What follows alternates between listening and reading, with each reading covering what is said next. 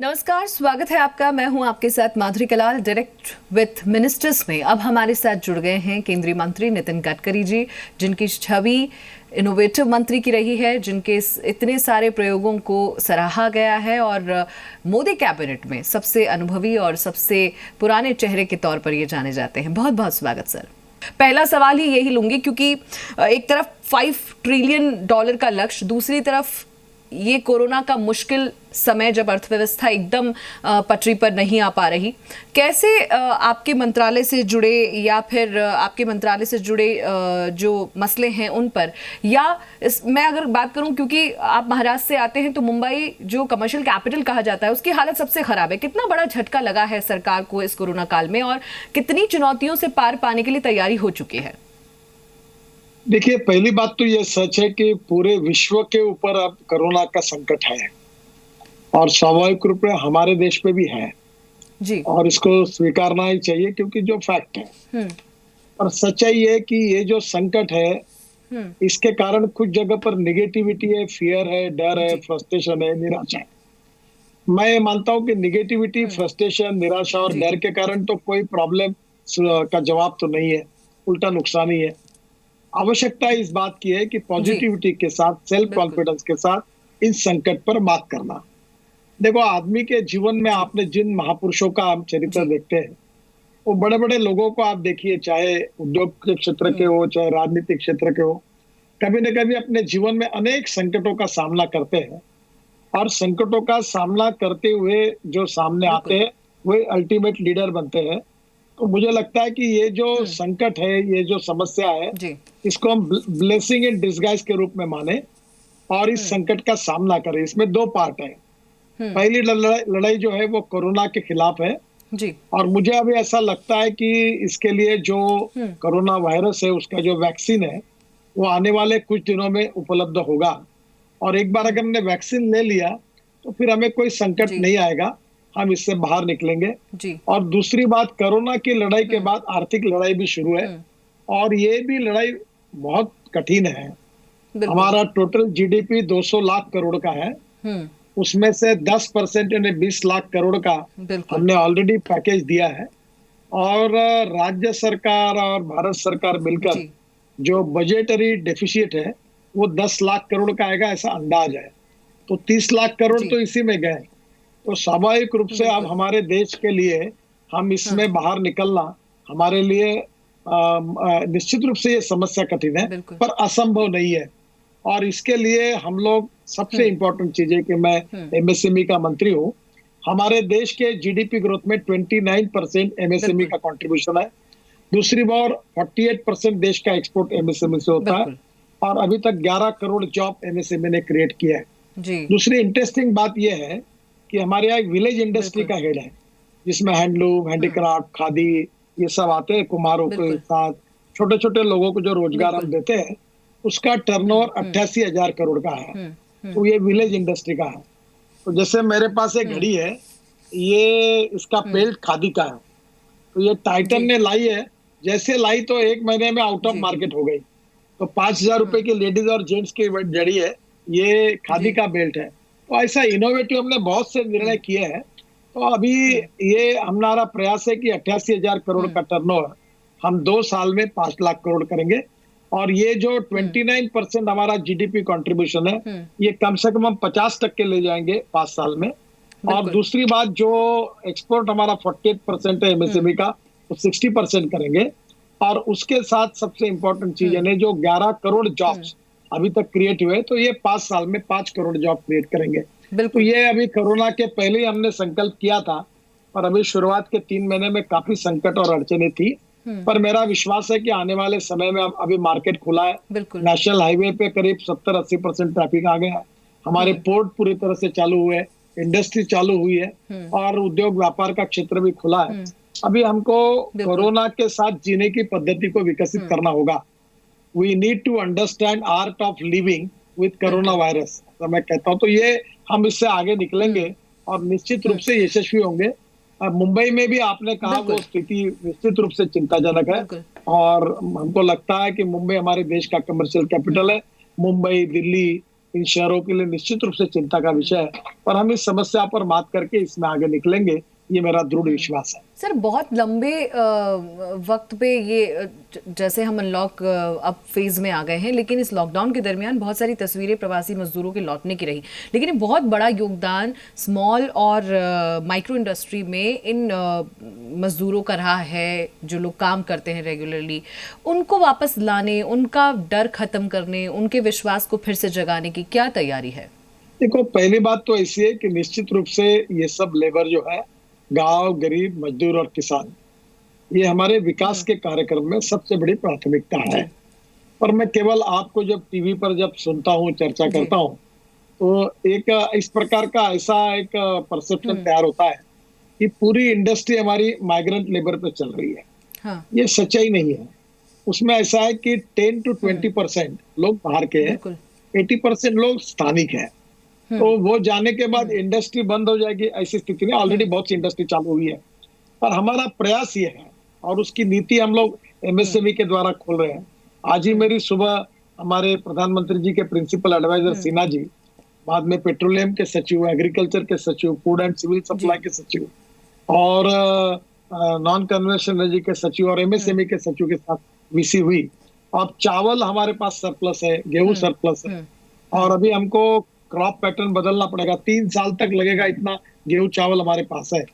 और इसलिए अब हम ये कोशिश कर रहे हैं कि निश्चित रूप से अब चावल से इथेनॉल बनाएंगे, तो करीब जो बंद पड़ी 200 शुगर मिल है, उनका कन्वर्शन और 250-300 इस प्रकार की इंडिपेंडेंट डिस्टिलरीज, ये करके हम लोग 500 डिस्टिलरी ग्रामीण भाग में शुरू करके इथेनॉल का उत्पादन करेंगे। अभी तक 5% ही इथेनॉल हमारे पास देश में आया है, जो तैयार होता है। हमको 20% ऐड करना है, इससे 4 गुना होगा तो भी हमको चाहिए। बाद में इथेनॉल को हम डायरेक्ट इथेनॉल फ्यूल पर हम लोग गाड़ियां, ट्रक, बसेस और स्कूटर चला सकते हैं, मोटरसाइकिल। तो मैंने 2 बाइक इथेनॉल पर चलने वाली लॉन्च की है। फिर हम लोग फिशिंग में काम कर रहे हैं। फिशिंग में ऐसा है कि हमारी इकोनॉमी 5 लाख करोड़ की हमको बनाना है।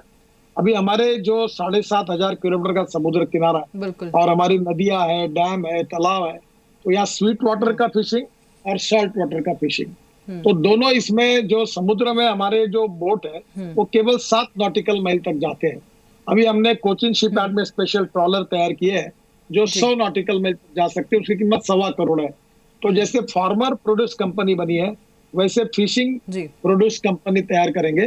5 फिशरमैन इकट्ठा होकर 5-5 लाख इकट्ठा करके 25 लाख वो डालेंगे, 1 करोड़ हम लोन देंगे, और वो 100 नॉटिकल माइल जाकर फिशिंग करेंगे। तो हमारा फिशिंग का उत्पादन 5 गुना 6 गुना बढ़ेगा। तो हमारे देश में 5 लाख करोड़ की ब्लू इकोनॉमी बनेगी। एक आपकी सरकार ने हर वर्ग के लिए सोचा है। एक डिमांड ये जो खुदरा विक्रेता हैं उनकी बहुत लंबे समय से रही कि उन्हें भी अपने लिए एमएसएमई का दर्जा दिया जाए, आश्वासन भी दिया गया। क्या उसके लिए भी कुछ सोचा जा रहा है? दूसरी तरफ हम स्वदेशी और लोकल टू ग्लोबल होने की बात आत्मनिर्भर के मंत्रा पे कर रहे हैं, लेकिन उसके लिए हमें श्रम चाहिए, श्रम के साथ तकनीक चाहिए, तकनीक के साथ पूंजी भी चाहिए। तो वो सब बंदोबस्त कैसे होगा? स्किल डेवलपमेंट के लिए भी तो हमें अहम तरीके से सोचना होगा। देखिए, पहले ऐसा है कि आप जो कह रहे हैं वो ट्रेडर्स हैं, और एमएसएमई जो है माइक्रो, स्मॉल और मीडियम इंडस्ट्री है, और इसमें अभी सर्विस सेक्टर और मैन्युफैक्चरिंग सेक्टर को हमने एक किया। तो ट्रेडर्स के बारे में कुछ ना कुछ योजना करनी चाहिए, ये उनकी मांग है, और मांग भी उनकी सही है। इनका भी इकोनॉमी में बड़ा कंट्रीब्यूशन है।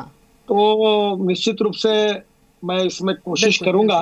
वर्तमान कानून में क्या हो सकता है, क्या नहीं, उनके प्रति मुझे सहानुभूति है, और अभी आज ही मैं इसका जवाब नहीं दे पाऊंगा। इसका पूरा वेरिफिकेशन करने के बाद जरूर पॉजिटिवली कुछ सोच सकते तो सोचेंगे। आत्मनिर्भर भारत बनाने के लिए मैंने पूछा बिल्कुल कि श्रम, तकनीक और पूंजी तीनों महत्वपूर्ण हैं। इन तीनों का बंदोबस्त करना और उसके साथ परफॉर्म करना क्या अभी भी हमारे लिए चैलेंज है जब हम लोकल टू ग्लोबल होने की बात कर रहे हैं?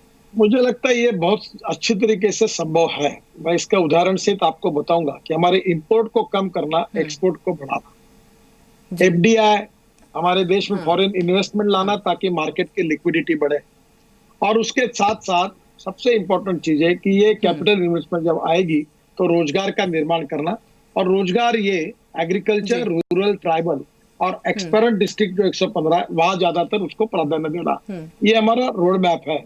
और जैसे अभी आपको उदाहरण के लिए बताता हूँ, आत्मनिर्भर भारत का एक अच्छा उदाहरण आपको बताता हूँ कि ये पीपीई किट हमने 2 महीने पहले चाइना से स्पेशल हवाई जहाज से लाई थी हमारे देश में।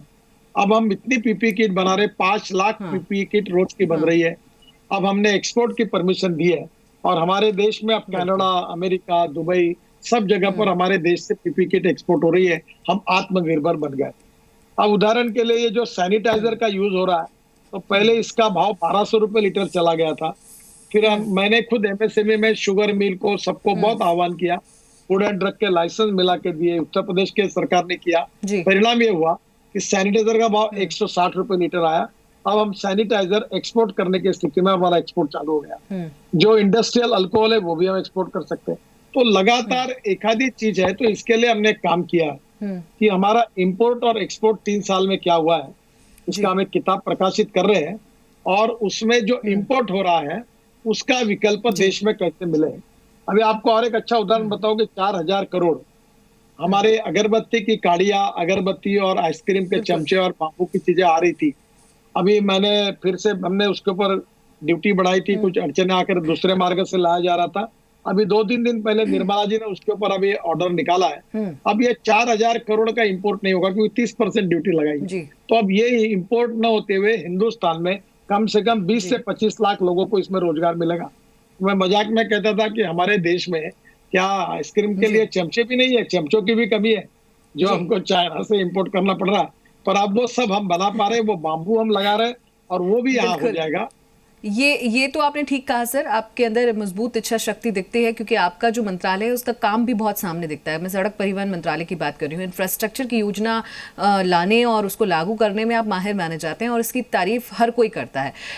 इस वक्त जो आपके प्रोजेक्ट्स चालू हैं या फिर अब जो नए प्रोजेक्ट्स आ रहे हैं, उनके सामने क्या चुनौतियां आई हैं इस खासकर मुश्किल घड़ी में, इस कोरोना काल में? देखिए, पहली बात तो आप समझ लेना कि इस बार मार्केट में लिक्विडिटी को बढ़ाना होगा। थोड़ा सा आर्थिक भाषा में होने के कारण टेक्निकल सब्जेक्ट है जी, तो मैं थोड़ा सिंपल भाषा में कहूंगा। लिक्विडिटी को बढ़ाना यानी लोगों के पास पैसे का सर्कुलेशन बढ़ना चाहिए।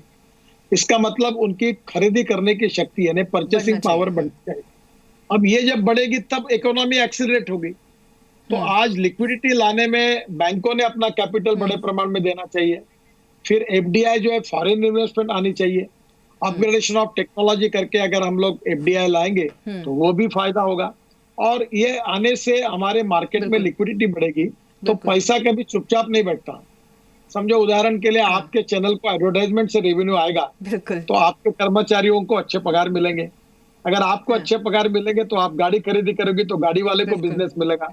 गाड़ी वाला जो है वो मैन्युफैक्चरर से डीलर लाएगा, वो उसको बिजनेस मिलेगा। फिर उसकी एंसेलरी इंडस्ट्री स्पेयर पार्ट बनाने वाली उनको मिलेगा, तो स्पेयर पार्ट्स वाला घर बनाएगा तो उसको तो ये पैसा क्या होता है, जो चुपचाप नहीं बैठता।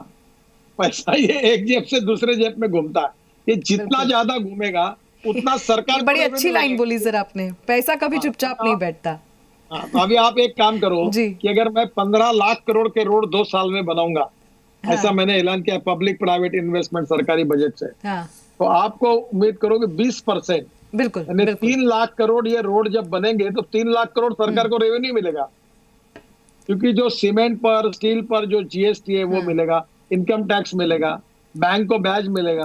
तो ये बाद में गिट्टी वालों को, सैंड वालों को, सीमेंट वालों को सबको काम मिलेगा, इंजीनियर्स को काम मिलेगा, लेबर को काम मिलेगा, बिटुमिन को खरीद, यानी एक क्या होता है, मल्टीप्लाई होता है। बिल्कुल। और इसलिए आज के स्थिति में हमारी ग्रोथ बढ़ाने के लिए हमको लिक्विडिटी बढ़ानी चाहिए और ज्यादा से ज्यादा पैसा मार्केट में आना चाहिए। जब सामान्य अभी अपने 35 करोड़ लोगों को प्रधानमंत्री जनधन योजना में उनके जेब में, उनके अकाउंट में पैसा डालते, तो स्वाभाविक रूप से वो पैसा खर्चा करेंगे। कोई तेल खरीदी करेगा, कोई शक्कर खरीदी करेगा, कोई चाय की पत्ती लाएगा, कोई कपड़ा खरीदी करेगा, तो जो एसेंशियल सब्जी खरीदी करेगा, तो सबको मार्केट मिलेगा। तो पैसा, जो मैंने आपको कहा कि पैसा चुपचाप नहीं बैठता, वो लगातार, जैसे कुछ लोग होते हैं ना, जो मजाक का उदाहरण है, सीरियसली मत लेना, कि जैसे एक दल से दूसरे दल में, दूसरे दल से तीसरे दल में लगातार घूमते रहते हैं। तो पैसा ऐसा ही है कि एक के जेब से दूसरे के जेब में, दूसरे से तीसरे के जेब में। इससे सर्कुलेशन बढ़ता है, लिक्विडिटी बढ़ती है और उससे इकोनॉमी बढ़ती है, ग्रोथ रेट बढ़ता है, जीडीपी बढ़ता है। अब इसमें 3 मोटे सेक्टर हैं। मैन्युफैक्चरिंग सेक्टर, सर्विस आपने सेक्टर और हाँ एग्रीकल्चर सेक्टर। तो इसमें हाँ आपको मतलब हमारे जीडीपी में एग्रीकल्चर सेक्टर का कंट्रीब्यूशन 8 से 12% है, हम्म मैन्युफैक्चरिंग सेक्टर का 22 से 24% है और जी सर्विस सेक्टर का 52 से 54% है। अब जी मैन्युफैक्चरिंग सेक्टर को अपने को बढ़ाना है, इंपोर्ट को जी कम करना है, एक्सपोर्ट को बढ़ाना है, रोजगार को जी निर्माण करना है, यही हमारी काम करने की दिशा है। और इससे लिक्विडिटी बिल्कुल बढ़ेगी तो इंफ्रास्ट्रक्चर। अब आपको और एक अच्छा उदाहरण देता हूँ। पिछले 5 साल में मैं शिपिंग और पोर्ट्स का मंत्री था, अभी मेरे पास बिल्कुल ये डिपार्टमेंट नहीं है। तो हमारा बजट था 800 करोड़ का, और बिल्कुल 4 साल 5 साल में होते कितने, 800 हम्म करोड़ ने 4000 करोड़। पर हमने काम कितने किए, हम्म सागर माला करके एक कार्यक्रम लिया हम्म 16 लाख करोड़ का, और 6.5 लाख करोड़ के काम पूरे किए। जी और जी ये पोर्ट जो 12 मेजर पोर्ट थे उनको जी प्रॉफिट 7,000 करोड़ हुआ, सब पोर्ट सुधर गए और कम से कम 6.5 लाख करोड़ के काम हुए। जी अभी मैं जो रोड की बात कर रहा हूँ वो भी मैं अभी FDI, hmm insurance fund, pension fund, world bank, ADB, hmm BRICS bank, सबके तरफ हम्म कोशिश कर रहा हूँ हम्म कि मैं विदेशों से हम्म पैसा लाऊंगा, वो इंडियन इकोनॉमी में जाएगा, जी रोड का काम होगा, पैसा भी हम्म वसूल होगा टोल के द्वारा, और इसके कारण हमारी हम्म लिक्विडिटी बढ़ेगी और रोजगार निर्माण होगा। तो हम्म पहली बात आज के स्थिति में बिल्कुल शिपिंग, पोर्ट्स, इनलैंड वाटरवेज, हम्म रेलवे, पावर, बाद में रोड, इंफ्रास्ट्रक्चर में सबसे ज्यादा इन्वेस्टमेंट आनी चाहिए, और वो इन्वेस्टमेंट आएगी तो अच्छा होगा। दूसरी एक बात इंपॉर्टेंट है, हम्म अभी हमने इसमें ये पैकेज में दिया है कि वो हम्म 50,000 करोड़ हम्म का फंड ऑफ फंड करके दिया है।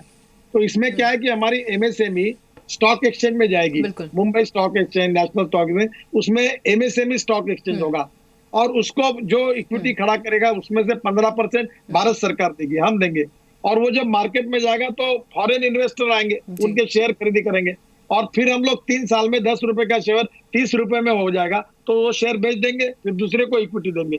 तो धीरे धीरे हमारे हम्म देश की 50 से 1,000 हम्म एमएसएमई जिनका हम्म ट्रैक रिकॉर्ड अच्छा है, जिनका रेटिंग अच्छा है, जो एक्सपोर्ट करती हम्म है, जो इनकम टैक्स रिटर्न बराबर भरती है, जीएसटी जी टर्नओवर अच्छा है, टैक्स भरते हैं, बैंक का टर्नओवर अच्छा है, ऐसे लोगों को हम रेटिंग करके उनको अवसर देंगे, और एकदम ये सब बड़ी पावरफुल बन जाएगी, और पब्लिक कैपिटल उसमें मिलेगा, फॉरेन कैपिटल मिलेगा, देश की परिस्थिति हम्म सुधर जाएगी।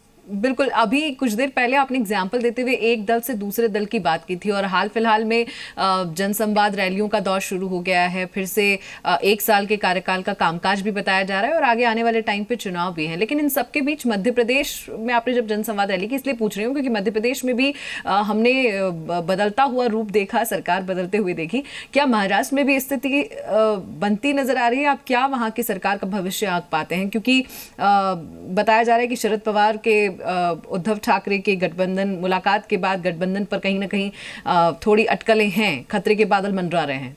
देखिए, मुझे आजकल मैं मुंबई जाता नहीं हूँ, मैं दिल्ली से डायरेक्ट नागपुर आता हूँ। तो केवल प्रधानमंत्री ने जो मुझे जिम्मेदारी दी है, तो मैं जी जिलों का केवल रिव्यू करता हूँ। राजनीतिक स्थिति के बारे में मुझे ज्यादा जानकारी नहीं है। मैं इसलिए ये सवाल भी जोड़ूंगी सर क्योंकि महाराष्ट्र में जब प्रवासी मजदूरों की बात आई या पूरे देश में ही तो विपक्ष ने कहा कि आप लॉकडाउन लगाने में ही फेल रहे और लॉकडाउन की स्थिति में आप लोगों ने मजदूरों की स्थिति नहीं देखी और उस पर भी राजनीति शुरू हो गई यहाँ तक कि फिल्म अभिनेता सोनू सूद ने बहुत हेल्प किया लोगों का उनको भी इस राजनीति में घसीट लिया गया क्या ये वाजिब लगता है इस वक्त? देखिए, पहली बात तो ऐसी है कि देश संकट से गुजर रहा है, पूरा विश्व संकट से गुजर रहा है, और कोरोना की आपत्ति यानी नेशनल कैलेमिटीज एक प्रकार की है। और इस समय जात, पंथ, धर्म, भाषा, सेक्स जी सबसे ऊपर उठकर, पार्टी और राजनीति से ऊपर उठकर हम सब लोगों ने इसका मुकाबला करना चाहिए। ये राजनीति करने का वक्त नहीं है। एक बार इस संकट से बाहर आएंगे तो जरूर जिसको जो राजनीति करना है वो करने का उसका लोकतांत्रिक अधिकार है। और इसलिए मैं तो चाहता हूं कि हम सब लोग मिलकर लड़े। बाकी राजनीति में मुझे कोई टिप्पणी नहीं करनी है। ये सोनू सूद के बारे में मैं उसको जानता हूँ, वो हमारे नागपुर के ही इंजीनियरिंग कॉलेज से पढ़ा है, मुझे बहुत बार मिला है। उसका ना भाजपा के साथ संबंध में कोई लेना देना है। वो मुंबई में आकर उसने बेचारे ने एक सेवा के रूप में अच्छा काम किया है और उसको इस प्रकार से जोड़ना उचित नहीं है, इतना मैं कहूंगा। हाँ। आपका जब भी नाम आता है आपकी छवि एक इनोवेटिव मंत्री की रही है वो सोलर एनर्जी प्रोजेक्ट हो चाहे फिर मैं वाटर मैनेजमेंट की बात करूं चाहे फिर मैं एग्रीकल्चर पर आपकी राय की बात करूं कुछ ना कुछ नया आप हमेशा आइडिया देते रहते हैं आप उस पर काम करते रहते हैं इस वक्त पे हम लोग बहुत मुश्किल दौर से गुजर रहे हैं, चाहे वो अर्थव्यवस्था की बात करूं, चाहे वो आपके मंत्रालय की परफॉर्मेंस की बात करूं। जैसा आप बोल रहे हैं कि लक्ष्य बहुत ज़्यादा हैं लेकिन चुनौतियां भी हैं। तो ऐसे में कोई ऐसा संदेश जो या फिर कोई ऐसा आइडिया जो इस वक्त लोगों के पास आपके ज़रिए पहुंचे और लोग उससे मनोबल बढ़ा पाएं, ये अंतिम सवाल होगा मेरा। देखिए, सबसे पहली बात तो ऐसी है कि सरकार लगातार प्रयास कर रही है। एक बात आप जरूर याद रखिए कि इस समय हर सेक्टर अड़चन में है। कुछ राज्य सरकार को पास अगले माह को तनख्वाह देने के लिए पैसे नहीं है। भारत सरकार का रेवेन्यू ड्रॉप हुआ है। इस समय बैंकिंग सिस्टम बहुत स्ट्रेस में है। हमारे उद्योग संकट में है और हमारे माइग्रेंट लेबर को बेचारे वो भी संकट में, उनको भी तनख्वाह नहीं मिला है। इस समय हर व्यक्ति, हर संस्था, हर उपक्रम इस समय संकट में है। मीडिया में भी आज अखबारों से बहुत से लोगों को निकाल रहे हैं, रेवेन्यू ड्रॉप हुआ है और सब लोग संकट में है। मैं इतना ही कहूंगा कि इस संकट का सामना निगेटिविटी, नर्वसनेस, फ्रस्ट्रेशन, निराशा, फियर, डर, इससे तो कुछ नहीं होगा, बर्बादी होगी। हमें काम यह करना है कि पॉजिटिविटी को जगाना है, सेल्फ कॉन्फिडेंस को जगाना है और आत्मविश्वास के साथ हम संकट का मुकाबला करके हम जीतेंगे। कोरोना की लड़ाई भी जीतेंगे और उसके साथ साथ इकोनॉमिक वॉर भी जीतेंगे। ये भाव पैदा करने की आवश्यकता है। मैं अटल बिहारी वाजपेयी जी की वो कविता को याद करता हूँ, कदम से कदम मिलाकर चलना होगा। दूसरी कविता थी, कोशिश करने वालों की कभी हार नहीं होती। और तीसरी एक बात मैं जरूर उस गीत को याद रखता हूँ कि हम होंगे कामयाब। तो मुझे लगता है यही फीलिंग से हम लोग आगे जाए। दोनों संकट पर हम विजयी होंगे। 5 ट्रिलियन की इकोनॉमी भी बनेगी, 100 लाख करोड़ का इंफ्रास्ट्रक्चर बनेगा, हिंदुस्तान आत्मनिर्भर बनेगा और प्रधानमंत्री नरेंद्र मोदी जी का सपना निश्चित रूप से पूरा होगा। मेरा विश्वास है कि इसी पॉजिटिविटी के साथ हमने आगे जाना, यही देश के लिए फायदा होगा। चलिए, बहुत बहुत शुक्रिया सर हमारे साथ जुड़ने के लिए। तो यह हमारे साथ इस वक्त नितिन गडकरी जी थे, जिन्होंने साफ कहा कि इस वक्त हमें आत्मविश्वास रखना है, आत्मनिर्भर बनना है और तभी हम विजय पताका को हासिल कर पाएंगे, विजय को हासिल कर पाएंगे और सबसे बड़ी बात, हम होंगे कामयाब। फिलहाल इतना ही। नमस्कार। नमस्कार, थैंक यू।